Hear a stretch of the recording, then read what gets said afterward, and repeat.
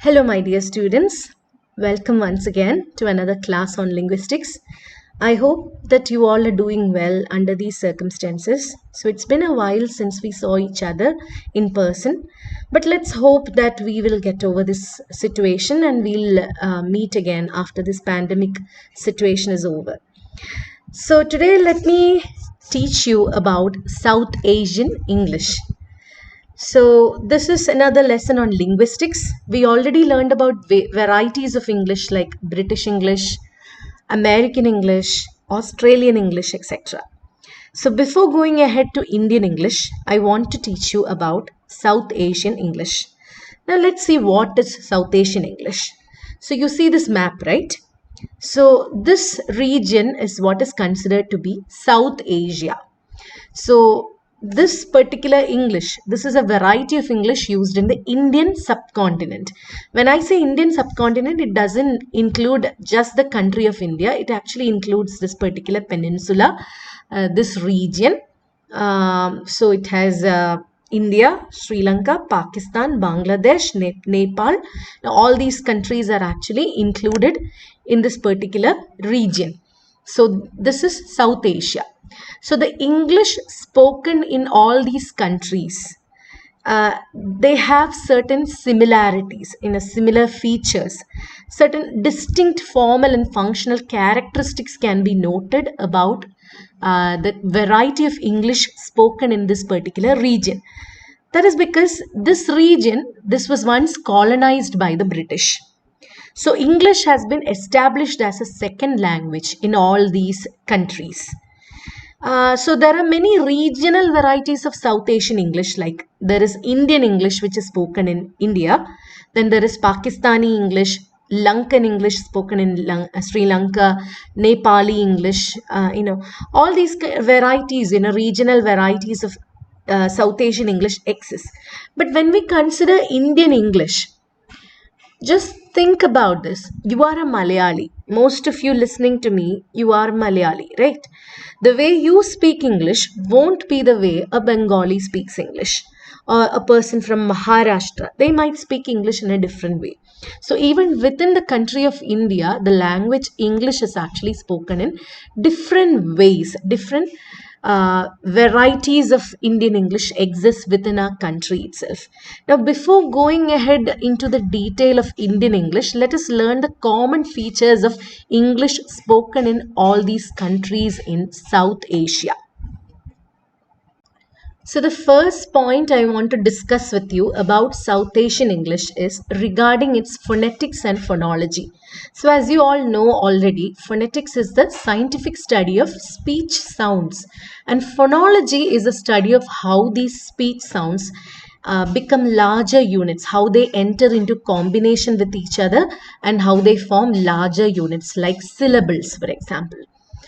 So let's look at these different points under phonetics and phonology here.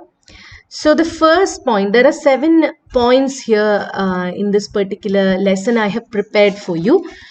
So let me tell you about the first point. So we can notice that in South Asian English, alveolar consonants like t and d are pronounced as t and d sometimes. So instead of t and d, it's sometimes pronounced by South Asians as t and d. If you can see, when I say t and d, these are the symbols that are used. These kinds of consonants are called retroflex consonants. Now, retroflex consonants are produced by curling the tip of the tongue. So, you have to curl the tip of the tongue to produce this sound t and d.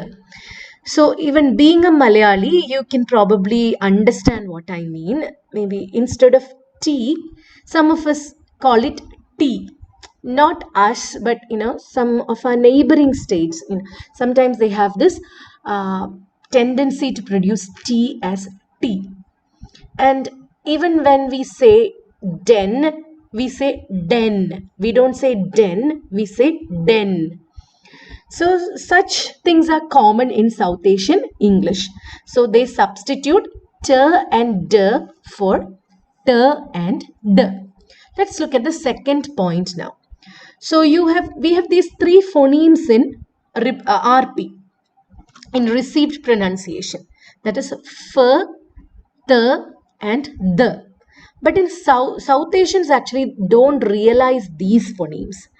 They have actually, in their own languages, they have provisions. Like in Malayalam, we actually have sounds like p and th and th. Okay. For example, p, when you say bharya or phalam, that is ph. We can recognize that as ph. Instead of f, we say p. Okay. And then we have this sound th, like katha. Okay, th. Instead of saying th, we recognized it as th. And then we have tha, like thanu, thanam. So instead of the, we have the tendency to use th. So this is another point regarding South Asian English pronunciation. Then the third point is, sometimes when we use consonant clusters, we have certain words which start in the consonant cluster sk or slur or spur. We have words like school, sleep, spoon, etc. But South Asians have a tendency to use E or U in front of this words. Like instead of school, South Asians have the tendency to pronounce it as iskul or uskul. Malayalis, actually South Asians pronounce it as uskul sometimes, but North Indians pronounce it as iskul sometimes. I have watched it in movies. I don't know anybody who personally talks like that. But that is a third point you have to keep in mind when it comes to certain consonant clusters like skr, slur, spur, etc. When it comes in the beginning of a word, we have the tendency to begin it with E or U. Okay, the fourth point is English language actually has stress timed rhythm. We know that English language has primary and secondary stress. So the rhythm of English language is based on the stress. But most of the South Asian languages, including Malayalam and Hindi, we have syllable timed rhythm. We actually mostly have equal stress to all phonemes. എല്ലാ ഫൊണീംസിനും ഒരുപോലെ stress കൊടുത്താണ് നമ്മൾ മലയാളത്തിലൊക്കെ സംസാരിക്കുന്നത്. So most of the South Asian languages have syllable timed rhythm. So even when we speak in English, this syllable timed rhythm can actually affect our English speech and pronunciation. So that means we make no distinction between strong and weak forms of words. And then we have comparatively weaker stress when we pronounce English. So that is a problem. So that is a fourth point. Then we've come to the fifth point. We have two types of l in English. L as in love, that is an alveolar l, and l as in girl. But there is no distinction between l and l when we speak in English as a South Asian. That is the next point, fifth point. Then we come to the sixth point. Sometimes another confusing thing is how to pronounce v and how to pronounce w. So I have told you already that there is a simple thing you can do. V's bite and W's kiss. Whenever you pronounce a word starting with V, you have to bite your lower lip with your upper layer of teeth. And whenever you pronounce a word starting with W, you have to pronounce it and you have to make your lips rounded as if you are about to kiss somebody. So, but the problem with South Asians are we don't see any clear distinction between V and W. So, both wet and wet are almost the same to us. Then, let's come to the seventh point. In received pronunciation, diphthongs are almost, we have diphthongs, and in South Asian English, Diphthongs are most often recognized as monophthongs. I'll give you a simple example. Instead of saying gate, Malayalis have a tendency to say gate. Instead of saying gold, Malayalis have a tendency to say gold. So same here, like low, old. These are diphthongs. But when it comes to South Asia, we pronounce it as low, old. It becomes monophthongs. Diphthongs become monophthongs in South Asian English.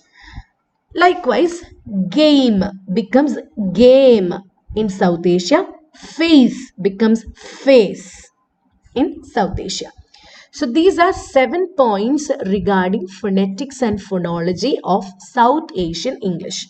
Let's move on to the next point. So the next point I want to discuss with you is about the grammar of South Asian English. How is it different from received pronunciation or RP?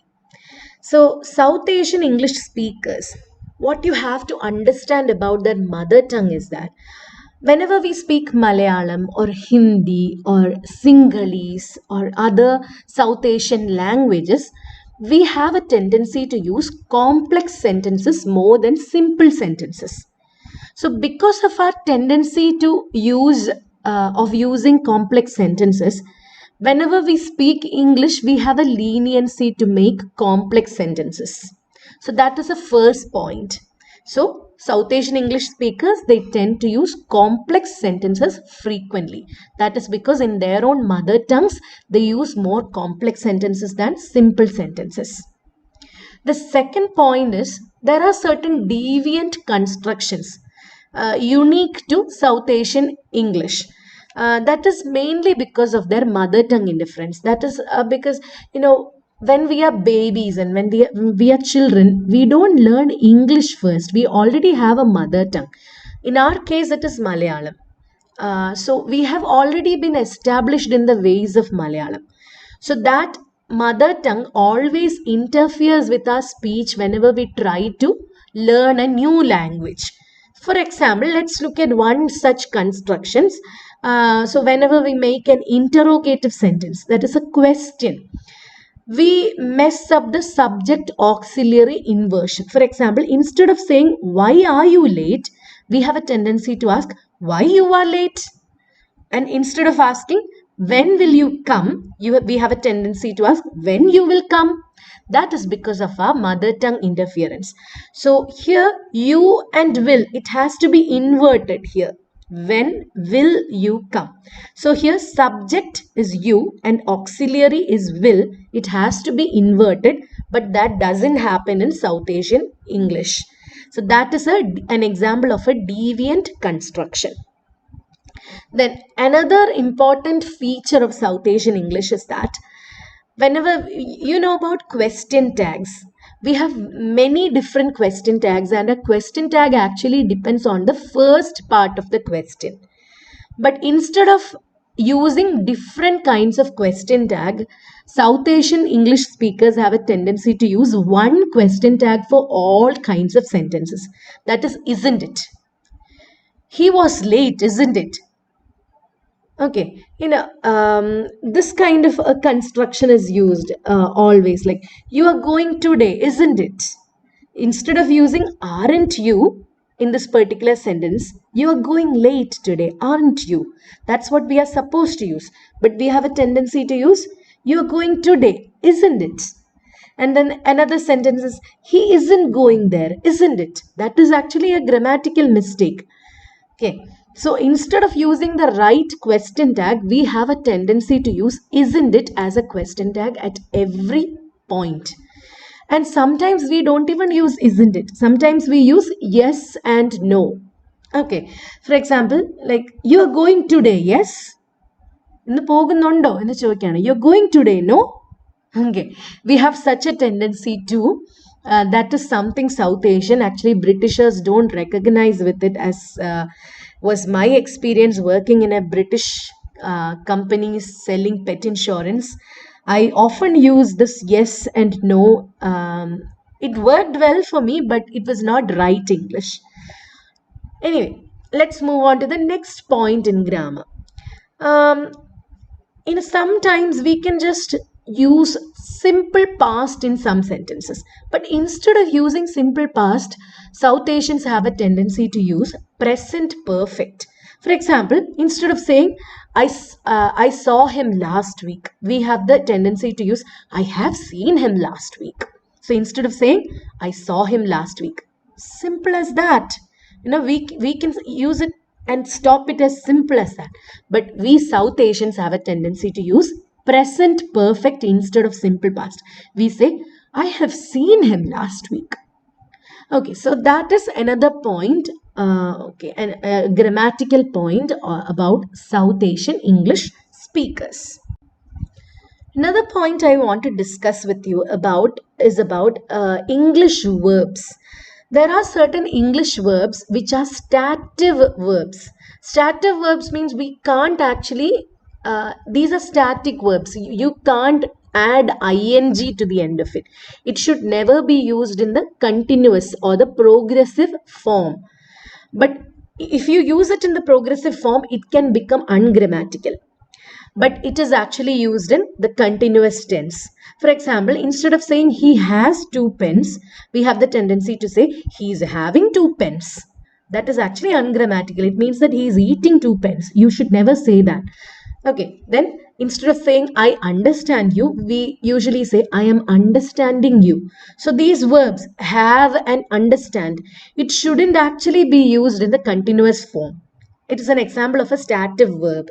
So instead of using in the right form, we make it ungrammatical by using it in the progressive form. That is another feature of South Asian English grammar. And then another point is about the English article. We have three articles, a, an, and the. Sometimes we don't know which particular article to use. Sometimes instead of using the in a sentence, we tend to use a or an, and vice versa. So that is another feature. And another feature of grammar is reduplication. I have already mentioned reduplication in one of our past classes. Reduplication is when you repeat a lexical item, when you repeat a word, that is called reduplication. So we have this tendency to reduplicate because in Malayalam and all we have this tendency. Like we have this saying that korch korch, like little or small. That is actually not practiced in the West, not there in British English. For example, look at this sentence. I have bought some small things. ചെറിയ ചെറിയ കാര്യം കുറച്ച് കൊച്ചു കൊച്ചു കാര്യങ്ങളൊക്കെ ഞാൻ വാങ്ങിച്ചിട്ടുണ്ട്. But that is because of a mother tongue interference, because we have this tendency to repeat that word kurach in Malayalam, and we associate with English using that logic, and then we have this tendency to duplicate this word small. Then we say I have bought some small things. Likewise, we say നല്ല ചൂട് കാപ്പി എന്ന് പറയുന്നതിന് വരെ we say hot coffee, and then we say long hair. Okay, instead of saying just hot coffee and long hair, we just reduplicate it. So that is another grammatical feature of South Asian English. Now let's look at some collocations. So we know that South Asians, each of these countries have their own culture, and even within these countries, these are multicultural countries. Kerala has a different culture that is distinct from Bengal or Maharashtra or Gujarat. We have our own culture and we have our own cultural practices, and we have words, phrases, and expressions related to these cultural practices, religious beliefs, behaviors, etc. And sometimes what we do is we literally translate the words, phrases, and expressions in our mother tongue about these practices and beliefs into English, and that gives rise to collocations. Okay, so for example, we have this particular word English, we have coined this particular English term twice born. Twice born is actually literally translated from Sanskrit, from the word Dvijan. Dvijan is another word for Brahmin. Brahmin is considered to be born twice on earth or something. I'm not really sure about that. But again, this is an example of collocation. And then there are some culture bound collocations. For example, we have this tendency of giving a newborn baby rice at a particular point of time. We call it chorun in Malayalam. So, because there is no equivalent in English, there is no such ceremony in the West, we had to translate that particular word exactly, literally into English, and that gave rise to this collocation, rice eating ceremony. And then there is cow worship, brother anointing ceremony. That is another ceremony practiced in some parts of India. In some places it's called Bhai Dooj, and I guess Raksha Bandhan is also another festival where you worship your brother and etc. Something like that happens. Not worshipping, but then again, let's look at the next point. Sometimes a clause which is used in English, it is reduced to a noun phrase. A new noun phrase is derived from a clause. For example, one who has returned from England. We actually made it into a noun phrase called England returned. England poi vanna. Okay. Likewise, there is Dubai returned. One who recently came back from Dubai or somebody like that. Then we have such noun phrases like Himalayan blunder. This is also related to culture. ആന മണ്ടത്തരം എന്നൊക്കെ പറയുന്ന ഒരു ഇതാണ്. Such a blunder that it scales the heights of Himalayas, which is the biggest mountain range we know of. The highest, that's what you have to say. So these are some examples of collocations. Now let us focus our attentions on vocabulary in South Asian English. Now South Asian English has some words and phrases which are very unique to us. These words and phrases are not used by English users elsewhere in the world. So there are two types of lexical items we can actually recognize. There is a comparatively small number of South Asian English lexical items. It is actually culturally bound. It is dependent on the context. It is normally used only when we are referring to typically South Asian context. It depends on the conditions, situations in which South Asians find themselves in. We have words like coolie, zamindar, chutney, panchayat, etc. These were words taken from South Asian English languages, but they have now become part of the vocabulary of RP, received pronunciation. Then the second group of English words is we have some hybridized items.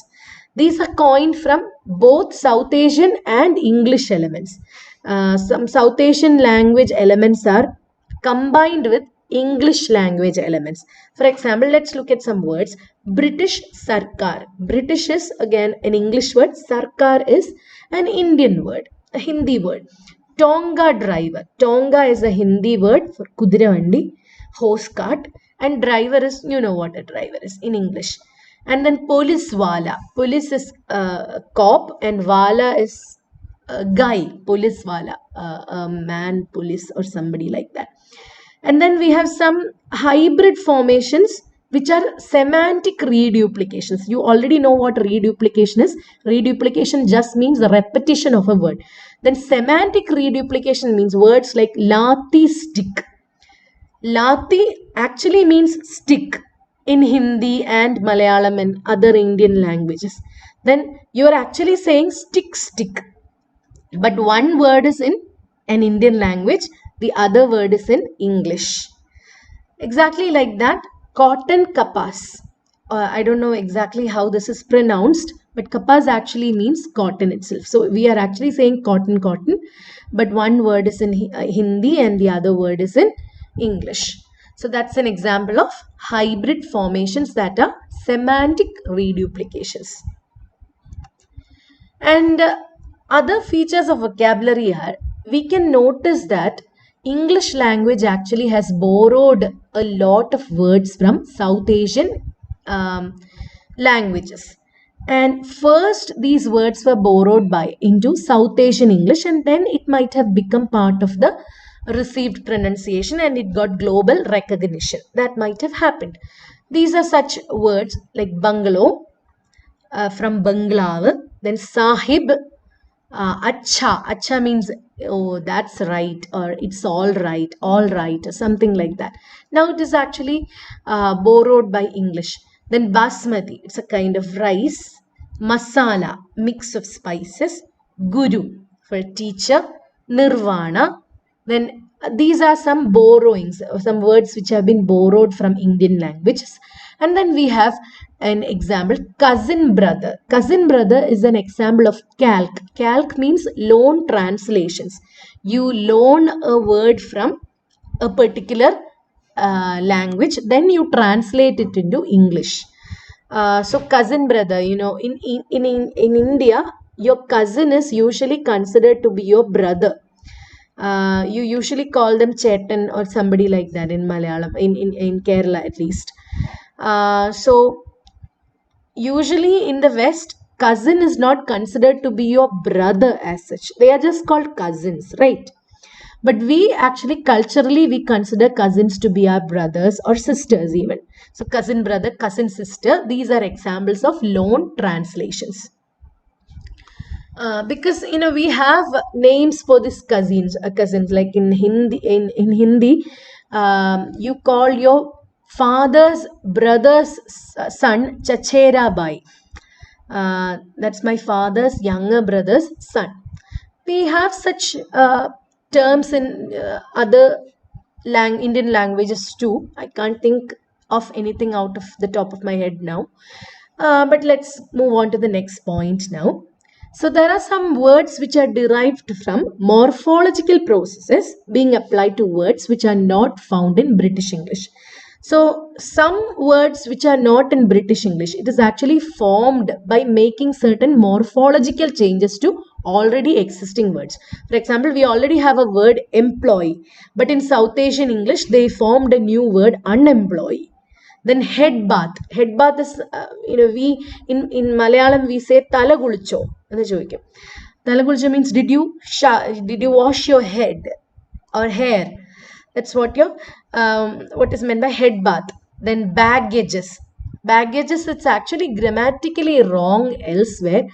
It's just baggage, but we have made it plural by adding an S to the end. Baggages.